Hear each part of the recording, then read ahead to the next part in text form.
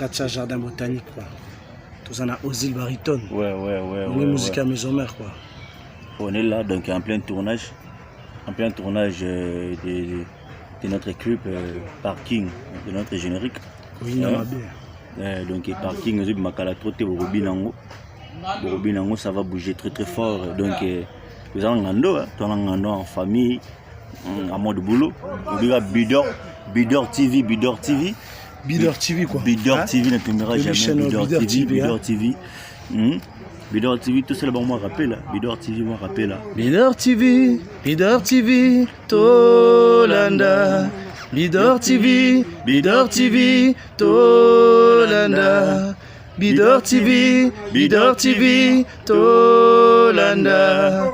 Donc Bidor TV, Tolanda. Oh, qui chante, quoi. Bidor TV, Tolanda. Soutenez chaîne Bidor TV.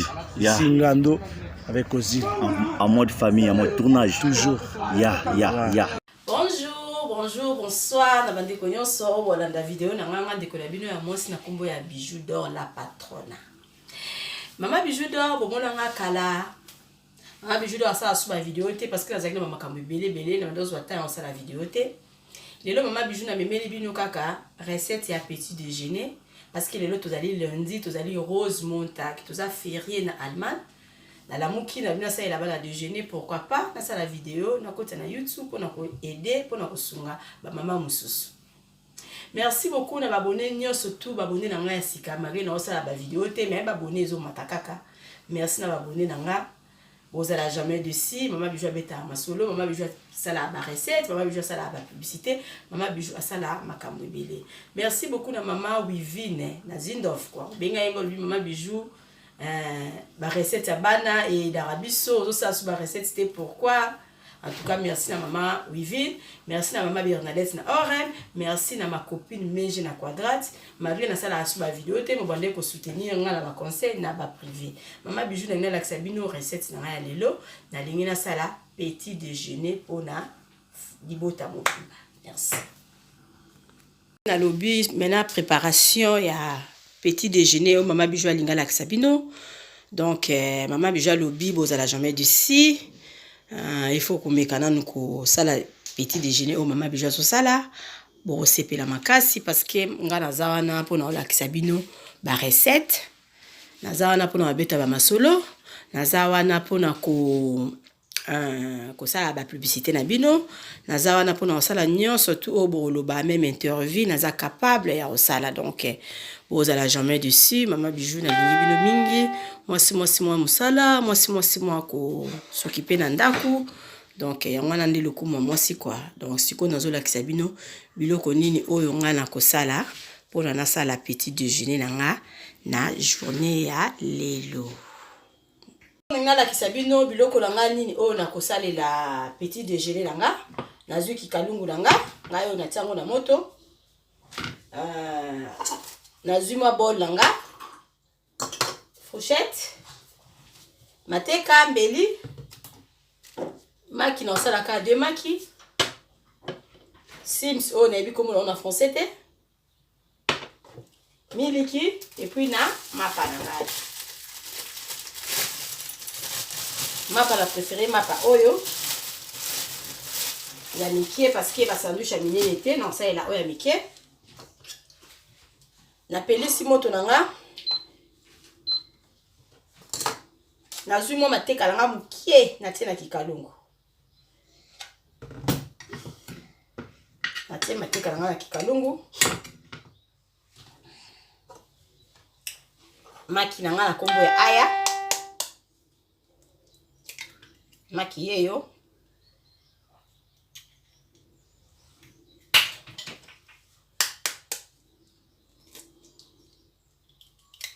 vous abonnez ma suivez ma chaîne Mama Bijou bozala jamais d'ici Mama Bijou azaka wana pour la bino quoi donc nazo yebisa na bana yo surtout ya kin boutique na biso to kangaki yango parce que to sala boutique ya sika donc to boyi ko futa ba loyer quoi donc to sala boutique na biso moko o to vendre na libela et puis la pesa qui va tout promesse na lobby à partir ya avril moto azokende Congo oza na besoin ya place ya kolala, maison de repos, contacter Bijou d'Or ozala jamais déçu parce que na conduit na place mo ya bien o osala ba séjour na ya madame. So oza na besoin ya voiture à louer, contacter Maman Bijou na pesa yo voiture et puis na pesa yo chauffeur o ya kotambwisa yo pendant vacances na yo mobimba na Congo. Donc c'est ça. Maman Bijou ce qu'on a la sabino recette nanga na tie maki nanga a na kati ya sani. Nazwi sucre, lutu mobimba, eza sukali, lutu mobimba yango yo. Nabakisi miliki na kati ya bol nanga.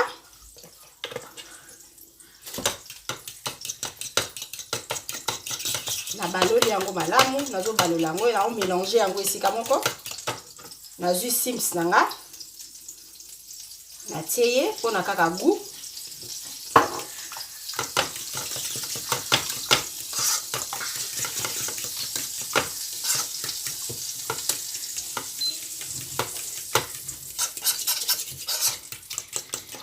Ngayo nazo balola maki nanga mélanger na sucre na milk.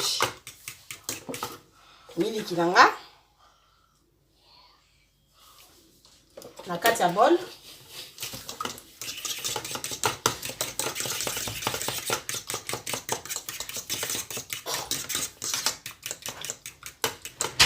Pona kokotisa mapalanga vraiment na kati ya sani malamu na préféré nazala na sani moko ya plastique pona lipa ekotaka na kati vraiment malamu. Nazo bongisa caméra pona bomeka komona bien. Ndenge ni Maman Bijou azosala petit déjeuner na ye. Nazwi maki nanga na miliki oyo nasali na tiango na sani ya plastique oyo na bombi yango. C'est bon.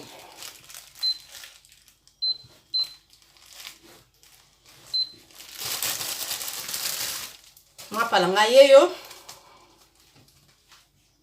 nazo la plonger na katikati ya maki nanga oyo na tie miliki. Awa mwa mateka nanga muke na tie na kikalungu. Mapalanga yeyo na plonger na kati ya kikalungu nanga.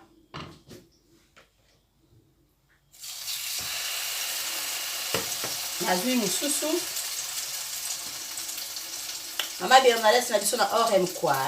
Maman Bijou le vivre vraiment donc bon excusez makambo ezalaki ebela osala à part YouTube naza suna vie nanga privé na famille nanga na makambo nanga donc c'est ça, c'est la vie.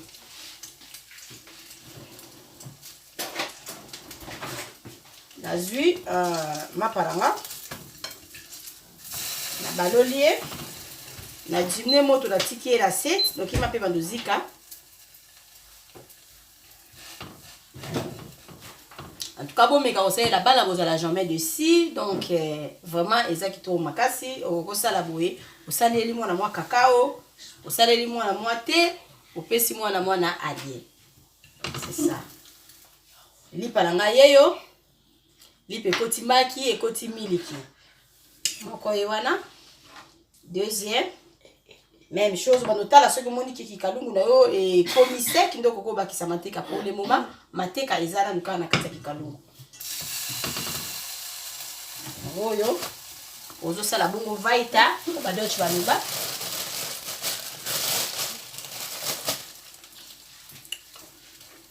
Vaita mapalangezo kota maki tande na loba maele sila ate et puis maele bazora kaka. So mutu sabona na chaîne Maman Bijou te sabonner la vidéo dessus lui. On n'a jamais déçu parce que biso vraiment to fait ça conseil. To l'axande ni balambaka. Chaîne ngeza chaîne ba polémique te na ibsa bino na lingana ko tia buzoba te. Ata obezimo makambo ba te ba osala so la CP na ngana ngote na otia te parce que ngamo naza patron na kati ya chaîne na. C'est bon. yango yo na bakisi mwa mateka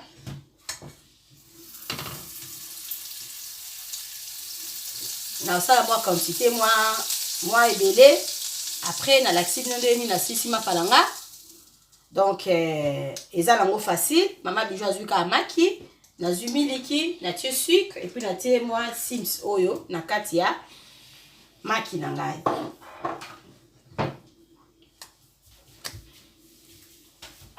napaye yo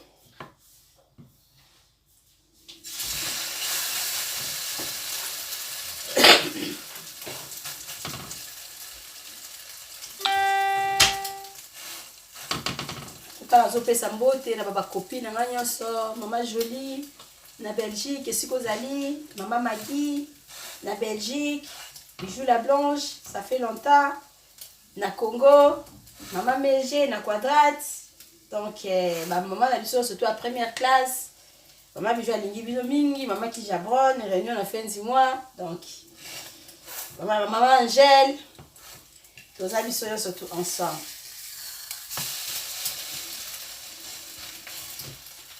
bon s'abonner la chaîne Mama Bijou m'assurément vous allez jamais déçu parce que Mama Bijou nga ata na buzo baté quoi ata na ba polémique buzo baté ba ba gaz mo buzo baté na fula mutu mo repona asali bêtise non pourquoi si on t'a sali bêtise botike na quoi na et pourquoi boyo publier pourquoi boyo sali so ndeni non botika ye poni bo pese gaz hein donc c'est ça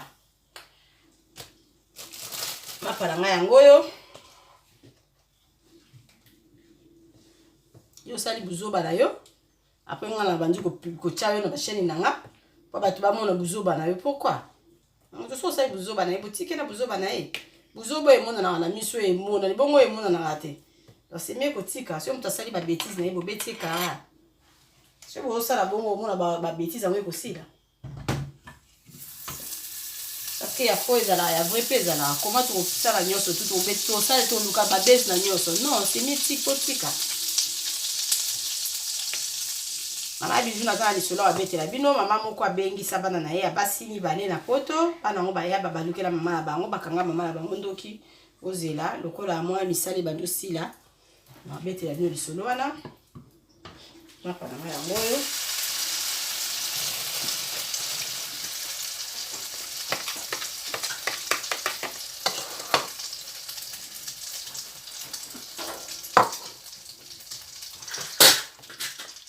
surtout à partir il y a avril olingo kende Congo vous avez la place à Olala te contactez Mama Bijou d'or aux solutions vous avez la voiture à pousse à te contactez Mama Bijou d'or aux solutions na persona chauffeur à pousse à yo séjour na yo mobimba tio kozonga donc c'est ça vous avez le na ya WhatsApp komelinga na WhatsApp vous avez la Facebook na komelinga na Messenger donc il y a moi la biloko mibale wana nazoza ba contact ya bato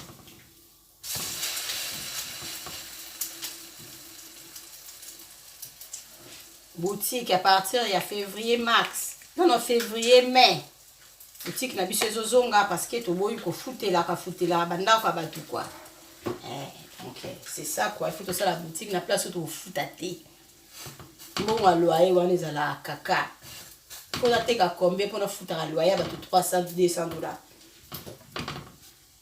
Les a pas si bato baza na ba boutique ba yebelo na zoloba loyer zo boma mabe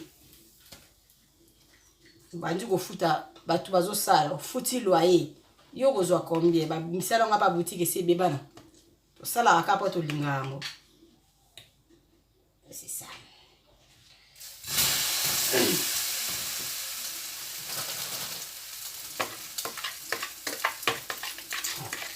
En tout cas, merci vraiment à abonner na nga. Mutu nyo surtout okutala na vidéo ya Mama Bijou mbala liboso, soko s'abonner na chaîne na nga. Asa na besoin ba 1+ na bino, na besoin ba abonner na nga ba mata. Na ça ki bino nga na zawa na pona osunga ba koka, osunga ba veuve, ba orphelin.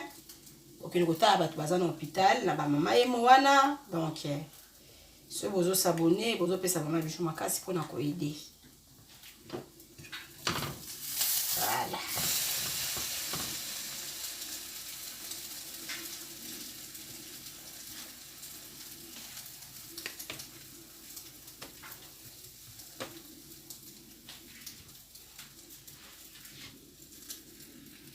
Kande na lobaki siko na komi nanga pembeni na osilisa na bakisa ki maki moko lisusu na bakisi miliki na tie susu sucre. Bon nazo tia épice oyo na kati po esala moi sola bien moi goût na kati. Donc Mama Bijou recette nanga oyo ezaneti na 3 maki na tie moi 2 loutres à sucre na tie miliki ka mesure yo komona et puis kikalungu na ngai nazo tia moi beurre na kati pour na sala recette na ngai. Donc mbote na famille na nga mobimba famille mosi Bijou mosi linga bino mingi ya Derek na Suisse quoi. Rita mosi ya Dezi na Suisse déjeuner yango ya osai la Shekina. Mbote na bandeko na nga nyonso mbote na bana ya Bidor suivi. Mama Bijou do alinga bino mingi quoi. Bo s'abonner massivement à la chaîne Mama Bijou bozala jamais d'ici. Pour na lelo to suki awa bon appétit à tout le monde.